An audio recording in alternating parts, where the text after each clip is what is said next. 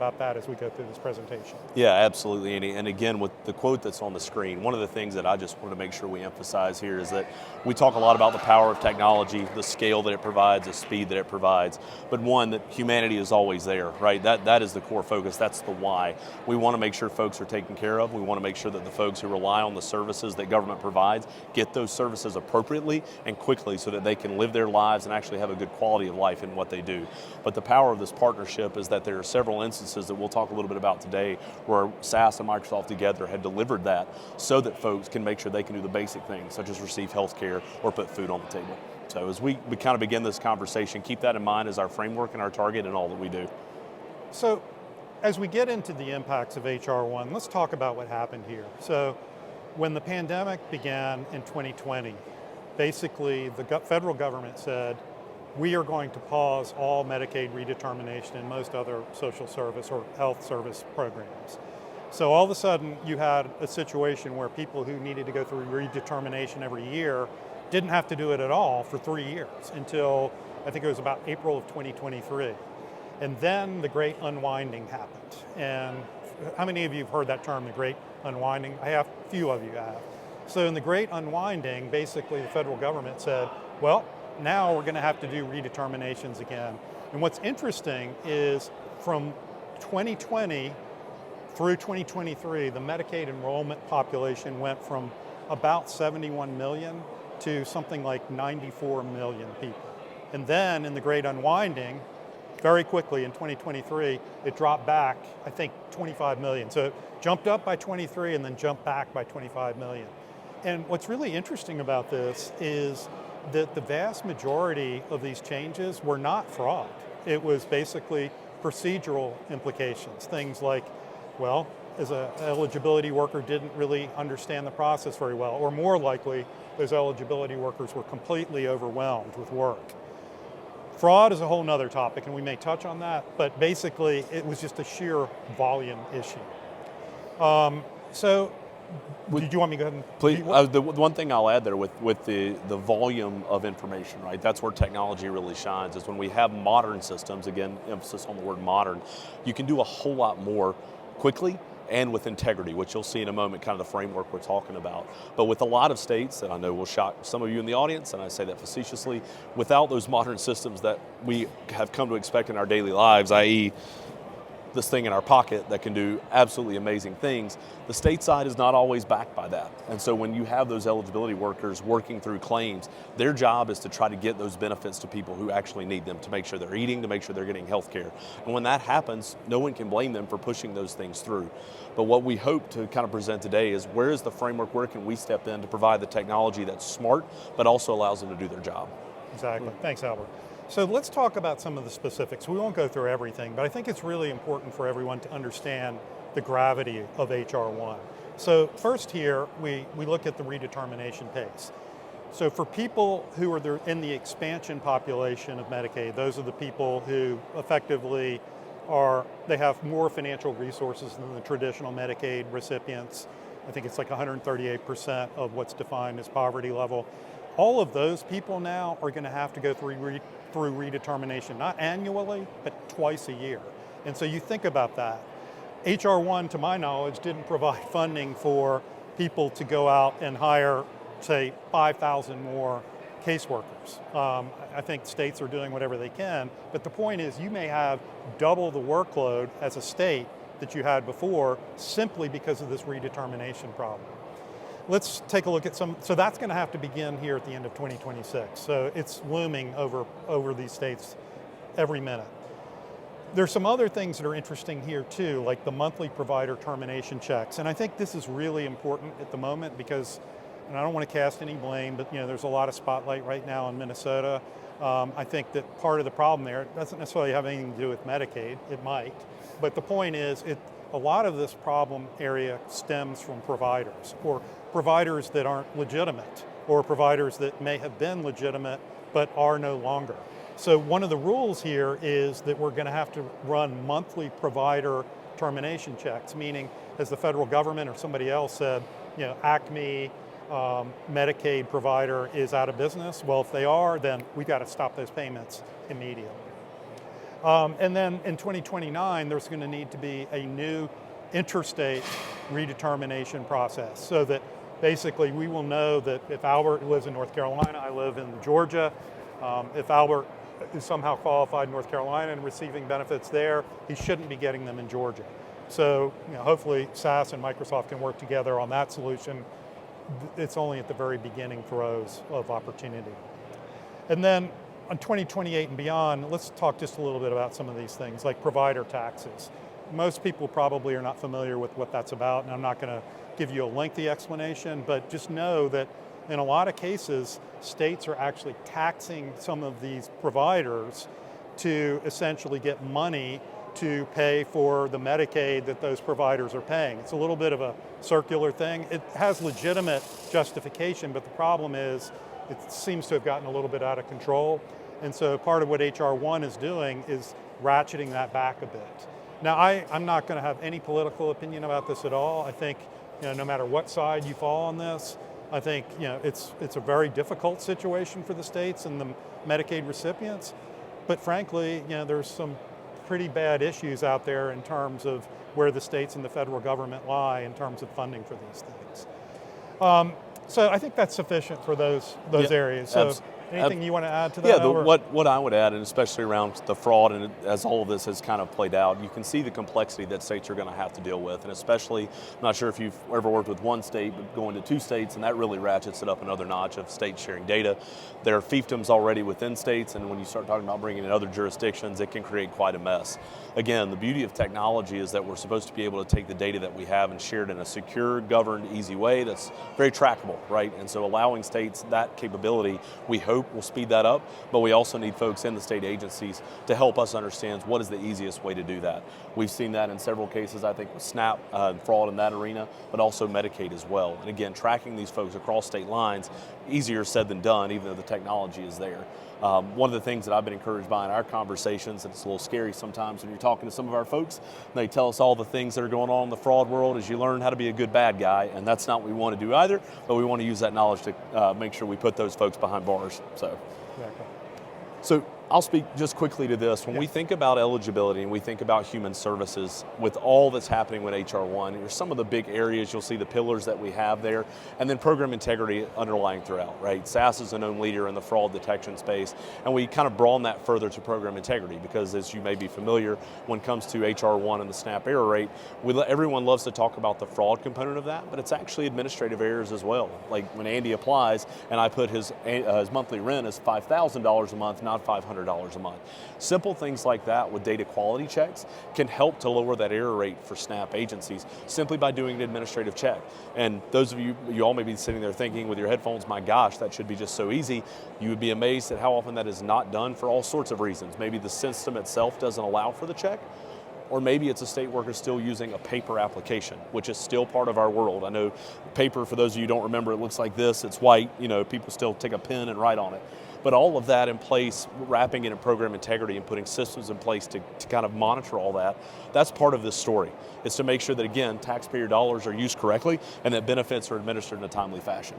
With member experience, right, so when we talk about that, that's if you're applying for benefits, going back to that thing in our pocket and everybody using that, how do you, as Albert as a citizen who may not be familiar with the back end of Medicaid, but knows how to use a website, how do I make sure that I have knowledge and I've shared kind of a campaign with my population and make sure they know how to apply for benefits when they need it?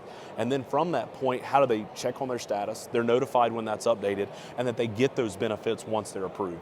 All of that underlies that member experience to make sure that when folks apply for benefits and they deserve them, they get them and get them quickly. So those, when I think about that and what we can do together, I know those are the pieces that we think about in terms of a framework. Exactly right. And so, we've largely set the stage for what we're going to do, and we're going to talk about that in a minute. But I do want to bring up one other topic. We've mostly talked about Medicaid. Albert's hinted at SNAP, but let's just talk about that for a second. So SNAP, supplemental nutrition, basically quote-unquote food stamps, has become a lightning rod for attention, and that's why HR 1 addressed it. And most people don't realize this, but with SNAP benefits, historically, the federal government paid for 100% of it. So if you're SNAP eligible, the federal government is paying for that. But what people don't realize is the states are the ones who determine eligibility. So but they're not paying for it. So can you see what happens there? So you have basically crossing paths. Oh, and I'm not, again, accusing states of doing anything wrong, but it's easy to be maybe a little less careful, maybe even careless, because essentially I'm not paying for this, somebody else is paying for it.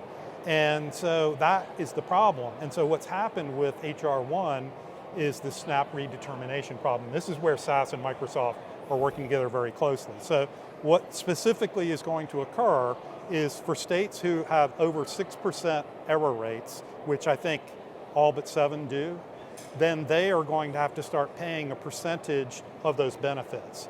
And so you can think that's a huge motivator for these states to want to correct this problem. Huge, huge motivator, because in the case of New York, it's billions. It's not hundreds of millions. It's literally billions of dollars. And most of these... And just to highlight that point, you mentioned earlier the greatest paradigm shift we've seen in quite some time. Yes. Again, to make that clear for all the folks that are here, billions of dollars out of state tax revenue that goes away because it has to pay for this penalty based on HR 1. Just again, would make sure to show the hole that's going to be created in state budgets for anybody that wants to contact, their representative in the state and let them know that this is an issue.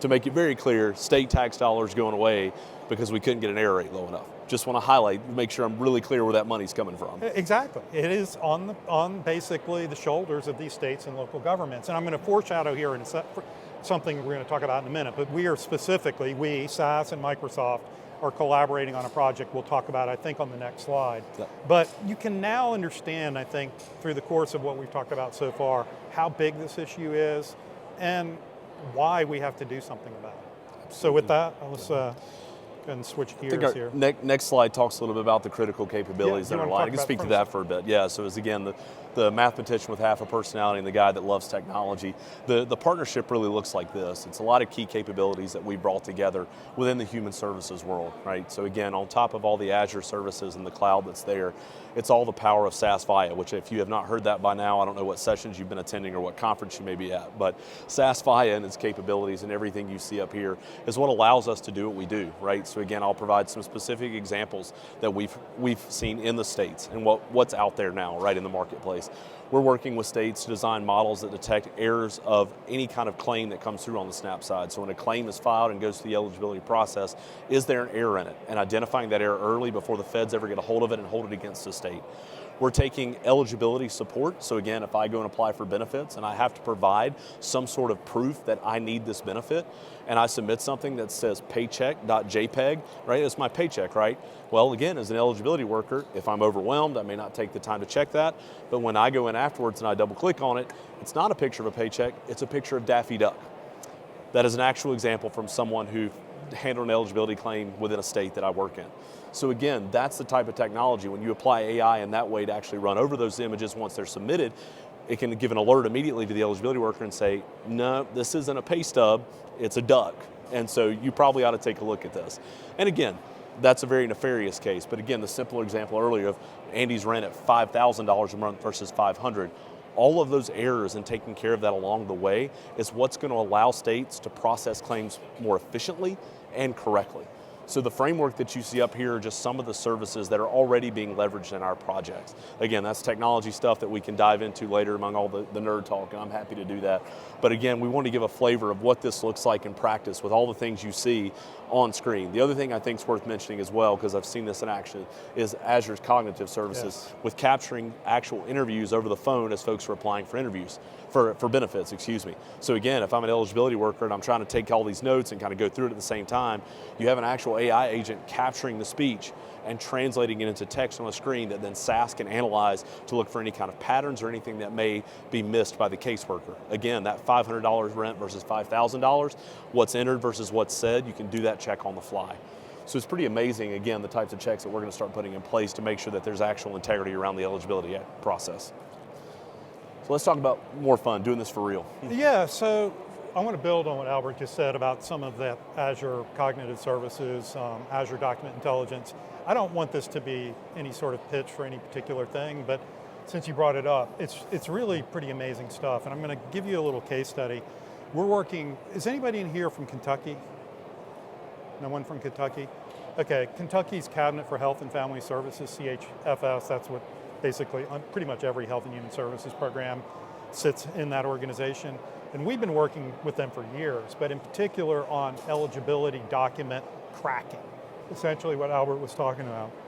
So if you have a document that's, let's say, a driver's license or something like that, they're fairly standard, and historically it's been pretty easy for optical character recognition capabilities to essentially know that a driver's license looks like this. They're 50 states plus territories, and maybe the Canadian provinces and Mexican states or counterparts. But what about a pay stub? Okay, so a pay stub, they're practically an infinite number of employers. I mean, that's the backbone of the US economy, small employers. And so every single pay stub looks a little bit different. The SAS pay stub looks different than Microsoft, and certainly different than, say, Joe's Garage. And so what's happened with AI is truly remarkable in the ability to deal with those vagaries. And so this Azure Document Intelligence is helping solve that problem so that we don't have to predetermine what a particular document is. We can literally now look at a whole stack of things that are scanned, and the AI is able to extract specific relevant content, like Albert's income, Albert's address, my rental payment, the example that you've been giving. So in Kentucky, this has been pretty amazing. We've done some case studies on this, and even though they haven't adopted the very latest technologies in Azure Document Intelligence, they've done enough that they've been able to improve things like 30%, which is pretty remarkable. But what you were saying, Albert, is even more amazing, because essentially what's happening here is Azure Content Understanding, where it doesn't matter if it's paper, it doesn't matter if it's an audio file or a video file, the same sort of idea happens where we can extract the relevant content. So if a caseworker is in a physical or phone interview with a Medicaid or SNAP candidate, basically this technology can extract all of the relevant information during that interview. Pretty remarkable stuff. Do you want to speak a little bit about the monitoring piece? And I think that then gets into New York. Yeah, absolutely. With what you see in the monitoring piece, right? So again, everybody loves to talk about agents within the AI world, but again, that's just technology that goes down as kind of monitoring, to use that word again, the process that's happening. And when we say that, we mean a lot of different things. One, as I mentioned, the data quality check earlier, making sure all the data input is accurate and makes sense and doesn't fall in some anomalous way. The far end of that is what I was talking about earlier with Daffy Duck, right? When that image gets uploaded and someone says, yeah, this is my paycheck, there should be an immediate red flag or kickback that says, nah, this isn't even a pay stub, paycheck, try again. And again, you go another level within that and make sure that it absolutely flags to the eligibility worker that there's a problem here. All of that happening in literal, we used to say real time, but we don't really mean real time. Right. Now we're talking real time with the amount of compute that's out there and the capabilities of these agents to go out and scan all of this. It happens in real time. And again, that applies for both Medicaid and on the SNAP side. So for states looking to reduce their error rate within SNAP, you have that active monitoring that's going on, so you don't need a human literally checking every single file. And again, you don't need eligibility workers confirming that it's a PDF or an Excel file, but you literally have an agent that can go out, check it, yep, that's correct, or that's what we're looking for, or no, it's not, and notify someone, again, a human being, to take action. So again, I think on the New York side, we've started to have some success there in the SNAP space. Yeah, exactly. So let's talk about New York a bit. Anybody here from New York City? Nobody? Okay, so New York City, so SNAP is a state level program, like many of these. But in the case of New York City, it's the classic adage of the tail that wags the dog. I mean, because the vast majority of population in New York State sits in New York City, or resides in New York City. And so the point of that is the New York City Department of Social Services has a really keen interest in making sure that the SNAP problem is resolved. So this is where SAS and Microsoft have been collaborating incredibly well. This started with some of executive meetings that we had with some of the Department of Social Services people, and them reaching out to Microsoft and saying, what can you do to help us solve this problem? And of course, there are a myriad of things that you can see across this slide that we might do from a technology standpoint. But the thing that interested them more than anything else was our offer to bring in SAS, because of SAS's ability to take a look at the data historically and start extracting cases that might be in error so that they can then focus on them.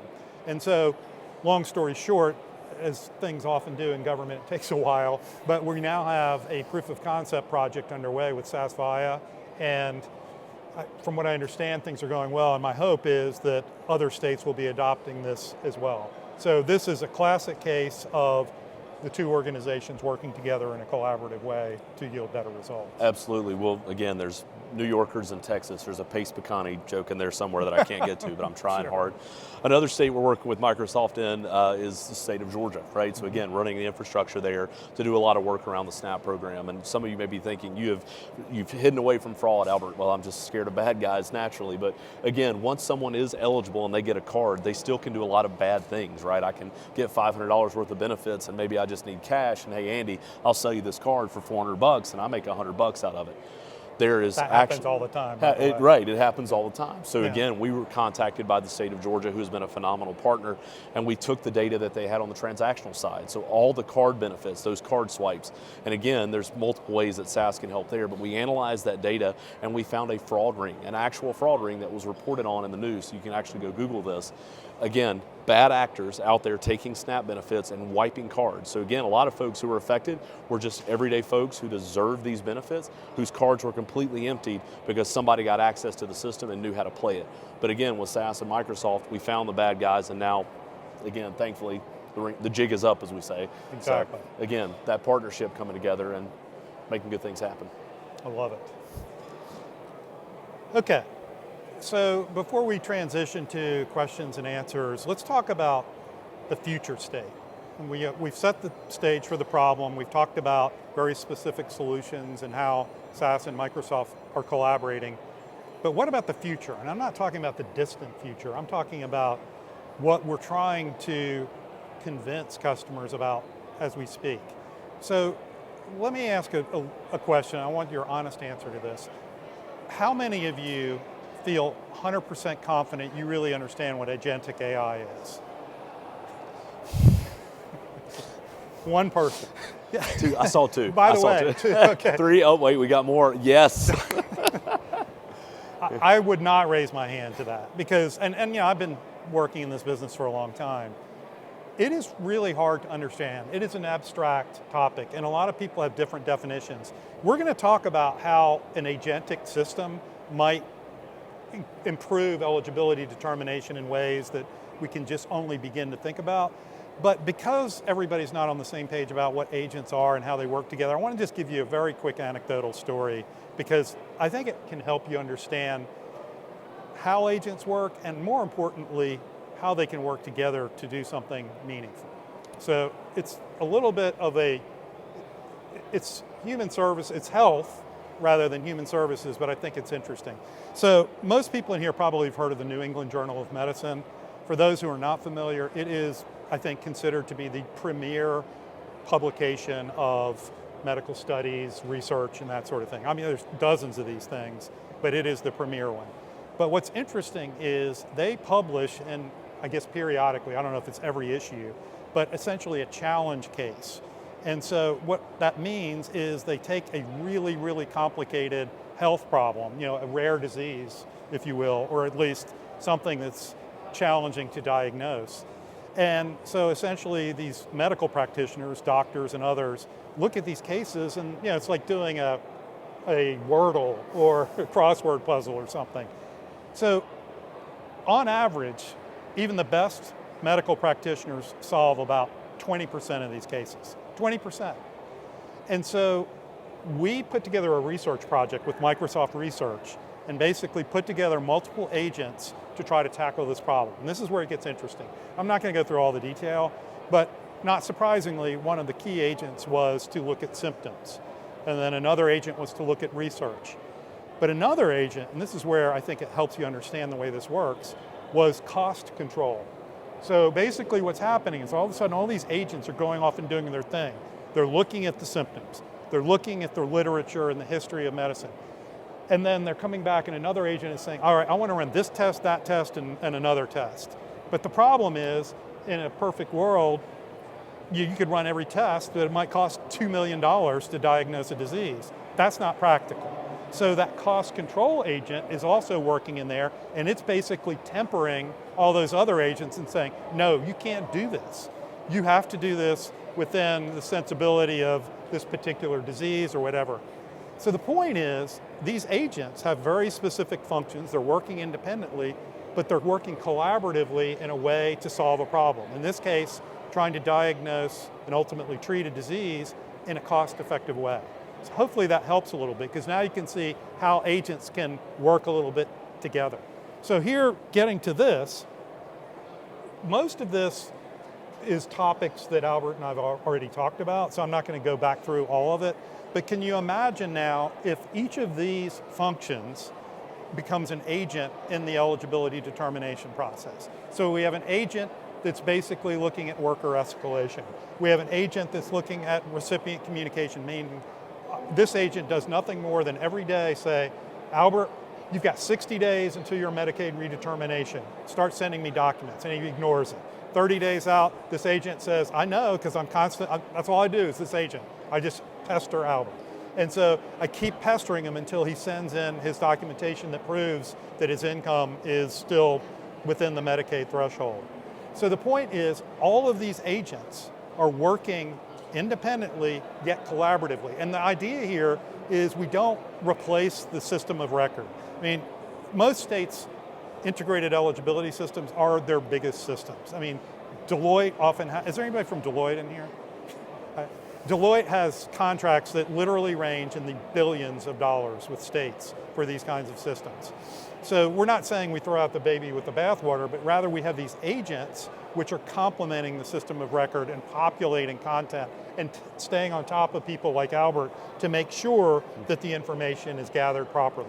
So if we do this, if we get to this agentic sort of system, what's going to happen is all of a sudden the fact that we have double the workload of Medicaid redeterminations or SNAP error rate focus, it may not matter, because now these agents can do a lot of the work. But I want to go back to SAS's CTO, drew a blank on his name. Who was it? Was it Jay Upchurch, or CIO, or was it Brian Harris? Brian Harris. Brian Harris was the keynote speaker this morning. Outstanding presentation. But he and SAS's VP in charge of AI ethics basically drove home this point that this isn't intended to take people out of the process. It's just intended to complement them. Right now, we have way too few people to solve this problem. So AI in this case is going to help. It's not going to put people out of work. So with that, Albert, is there anything you want to add to this? Not at all. Have another slide here? I'll wrap it up this way, or I'll bookend it this way. I think we do, but I think it's just our contact info, which I know folks are going to be sharing like mad. But just to say this, going back to the original slide, that something my sixth grade teacher said, that all smart, no heart doesn't serve the world. And I think as we all do this, to your point, the whole point that SAS and Microsoft, I think, brings forward our technology is we're not trying to get rid of humanity. We are trying to help, and figuring out the right way to do that's going to take all of us with the input. So with that, I think we can have some Q&A. Precisely, and I think we're getting the 9-minute warning. We're getting the warning from the back, good. They're playing the Oscar music. If you have any questions, I think we're going to hear them over the speaker, but I'm not sure. Yep. So I don't know how you actually invoke your microphone. How do they do that? This microphone. Mic's going around. It's not in your headsets. So if you do have questions, the mic is traveling around and we can point to you. And if you don't, that's okay too. I think Marnie's got a question. Excellent overview, thank you. I just wanted to point out, I'm Marnie Basom, and if you want to get a hold of me, there's just a slight typo. It's just Marnie.Basom, like my name up above. So just wanted to point that out. So thank you. We can be speedy and return any questions. We need an email verification agent. I'm sorry, Marnie.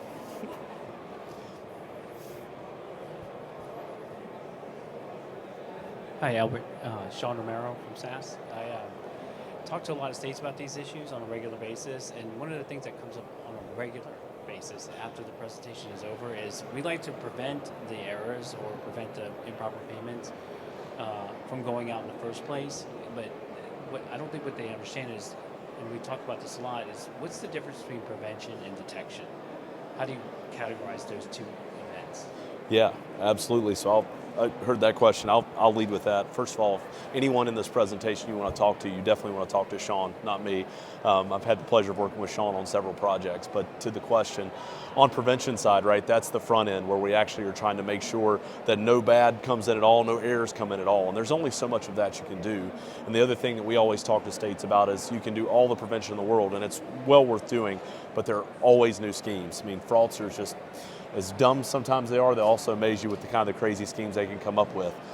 So that's on the front end of prevention. But the detection part is once they're actually in the room or in the system, it's finding the bad behavior, right? That's the beautiful thing about, I think, AI, analytics, all of that, is when you find anomalous behavior, right? You're always looking for things that look funny, and it allows you to double click on it and take a look and see what's actually going on there. So to Sean's question, having both is critical, because again, I know a lot of managers and folks that are kind of up the chain, especially within the human services world, they need that information to inform not only their leadership, but policymakers to make sure that prevention gets in place for the next round of redetermination. Well said, Albert. I think you covered it nicely. I will just say something kind of Captain Obvious here, which is you talked about AI helping determine the anomalies.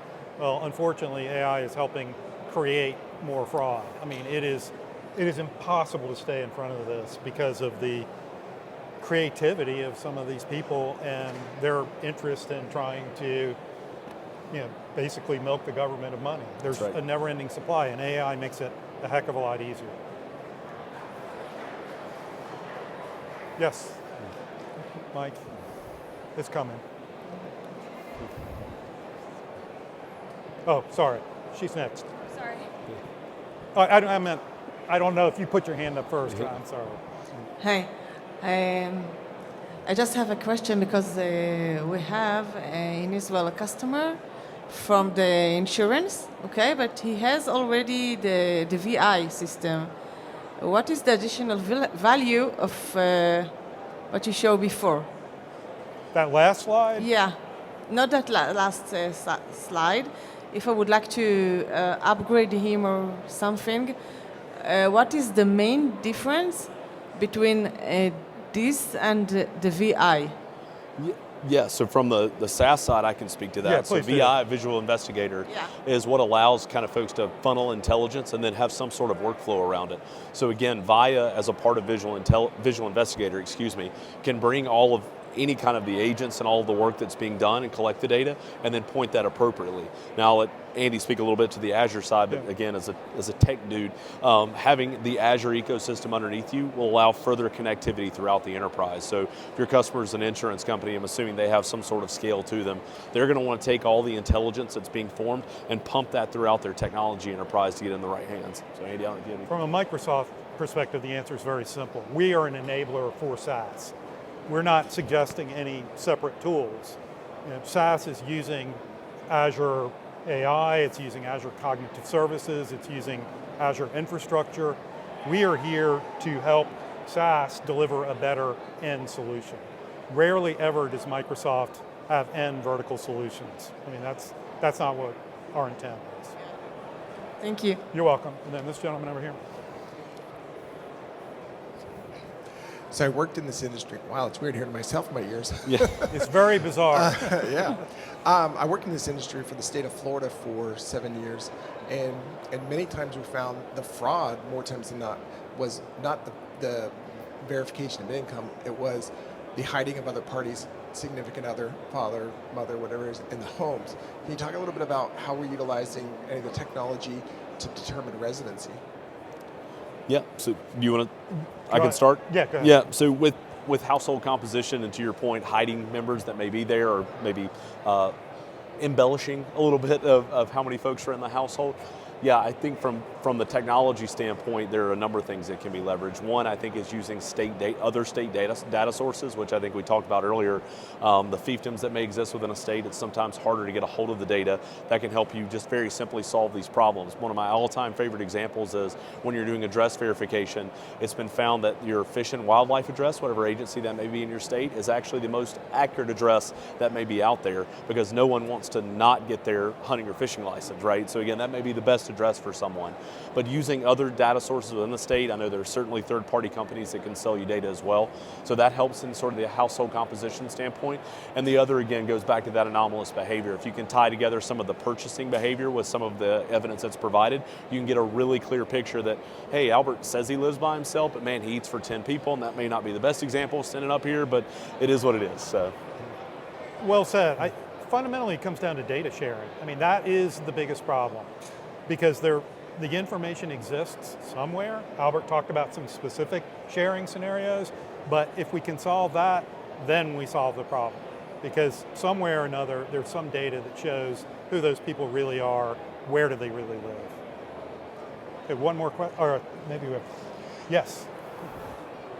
So to further on that question, I've seen, especially in Snap, that we're layering on multiple analytical models that are pre-built. And when he was speaking, I thought about AIDR. Can you talk a little bit about AI, assisted entity resolution, and how that can be a piece of a variety of different ways to approach households and individuals and sort of that verification piece on the front end? Yeah, absolutely. So AIDR is SAS's AI entity-driven resolution. If you're not familiar with entity resolution, it's the incredible process of probabilistically matching multiple data sources. So Albert M. Blackman Jr., Albert Montgomery Blackman Jr., Albert Blackman, all tying together to see what's kind of you've heard this, the golden record or the single source of truth of who Albert is. SAS actually has IP and technology built around combining multiple data sources that allows states or any kind of organization to easily do that. There's actually specific legislation in the state of Georgia that I'm very much aware of that is asking the SNAP program to bring in information from public health, which is their WIC program. So requiring them to actually bring that data together, which is so hard to do so often, actual legislation that gives the agency the permission to do that. So in leveraging AIDR, you can build a better picture of who all is connected. I know you all have seen the cool, multiple names with the network graphs of how there are different connections. Using AIDR to build the picture and then double clicking and finding where there may be a connection where we haven't seen one before. So I don't know if you've had any experience with entity resolution and bringing those data sources together, but I know it always paints a richer picture. I'm not familiar with the specific SaaS product, I'm familiar with the concept, but that sounds fantastic, and I'd certainly like to learn more because I think that's something we at Microsoft would like to ensure our customers are aware of. We can help you do that for sure. One more question, yes. What advice would you give to consultancies to spin up on these new capabilities so that as part of their practices, they can be utilizing it as they approach their public sector customers, to understand the value of this and to explore it further to show that value to their potential customers? Yeah, I'll take a stab at this. So when you say consultancies, my interpretation of that is the system integrators that serve this market. And interestingly, it's a relatively small set of organizations that does this. Deloitte is dominant, Accenture is second place by a mile, and then you have a long tail of other system integrators that do this work, and then certainly a lot of product vendors. So the answer is Microsoft, I can't speak for SaaS, but we spend as much time as we can with these people. In fact, I was in Chicago last week with Accenture talking about these exact kinds of topics. So it's basically an exercise of ensuring people are aware of what's up. But before this presentation, I was talking to some of my colleagues back at our table, and the mind-numbing pace of change in this is unbelievable. And I want to just say one thing about what Microsoft's trying to do here. I mean, if you guys remember, OpenAI was the thing for 2 years. Far and away the most interesting, desired sort of LLM. And then for about 2 or 3 months at the end of calendar year 25, it was Google Gemini. Then, around January 1st, Anthropic Claude. Do you think that's the end? Heck no. It is going to continually go through this. And yeah, not surprisingly, Microsoft's doing things that we don't talk about. But what I can tell you is that if you wait, you'll wait forever. I think there was some book or something, a movie, Waiting for Godot. I'm not even sure what it is. I just remember somebody saying that. Or if you jump at the new thing all the time, then you're going to be in a world of hurt. So Microsoft's perspective on this is to try to abstract from those complexities. I mean, for those who use things like our Copilot or even M365 Copilot, what you may know is there are a lot of different models under there. Oftentimes, it's choosing on its own, but you have the ability to say, oh, I want Claude this time, I want OpenAI XYZ, or I want whatever model. Our perspective is it's never going to end. And so, well, never is a strong word. So instead, try to abstract yourself from that and get business value out of the data that you do have and the tools you're using. Yeah, absolutely. My remarks are just that. It's define the problem well, which consultants usually do a really nice job of. And I love the way you put it, don't jump at the latest thing. Yeah. The conversations that I've had in this space, right? Everybody wants the AI solution. I want the computer to talk to me and I got to talk back. They're forgetting there's this whole layer, and I refer back to Sean's question, there's also prevention and detection. There's a whole lot of intelligence that's just sitting there in the data that you can't just slap Claude on, right? You again, there's a lot of good IP that Microsoft and SaaS can bring to the table to give you reporting on all the data you already have, and you can learn an immense amount from that. And then as a consultant, make that roadmap, to use that good consulting term, to take a system forward. So that would be my guidance there. Well said. Well, I think we're 1 minute over. We thank you for your time. If you have questions, I think this tells you how to get, whoops. That tells you how to get to it. Perfect. So, thank you, everyone. Thank you all.